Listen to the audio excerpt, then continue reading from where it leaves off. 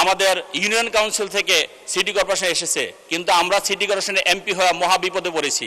আমরা city corporation ছাড়া অন্যান্য কোনো সংস্থার সাহায্য সহযোগিতা পাই না, অর্থাৎ উন্নয়ন কাঠামোতে যে সংস্থাগুলো কাজ করে সেগুলো আমরা পাই না।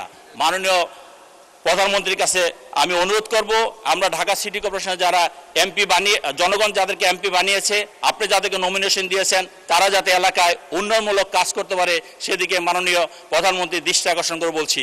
আমি মাননীয় প্রধানমন্ত্রীকে ধন্যবাদ জানাচ্ছি যে তিনি যানজট নিরসনের জন্য গতকালকে একটি প্রস্তাবনা রেখেছেন, একটি নির্দেশনা দিয়েছেন যে ঢাকা শহরে যত বাস স্টপগুলো আছে, ইন্টার ডিস্ট্রিক্টে যত বাস ঢাকাতে ঢোকে সেগুলো ঢাকা ঢুকতে পারবে না, তাদের বাস স্ট্যান্ডগুলো বাহির হবে। সেই জন্য আমি আমার আসনের সকলের পক্ষ থেকে মাননীয় প্রধানমন্ত্রীকে ধন্যবাদ জানাচ্ছি। আমি আরেকটি কথা বলি, আমার বক্তব্য শেষ করব, সেটা হলো মাননীয় স্বরাষ্ট্র মন্ত্রণালয়ে যে বরাদ্দ দেওয়া হয়েছে, আমরা যখন পুলিশকে বলি মাদকদ্রব্য নিয়ন্ত্রণ করার জন্য, সন্ত্রাস নিয়ন্ত্রণ করার জন্য, কৃষকগণ নিয়ন্ত্রণ করার জন্য, তখন থানার ওসিরা বলে, ডিসিরা বলে যে আমাদের যাতায়াতের জন্য গাড়ি নেই। আমি মাননীয় প্রধানমন্ত্রীকে বলবো, দয়া করে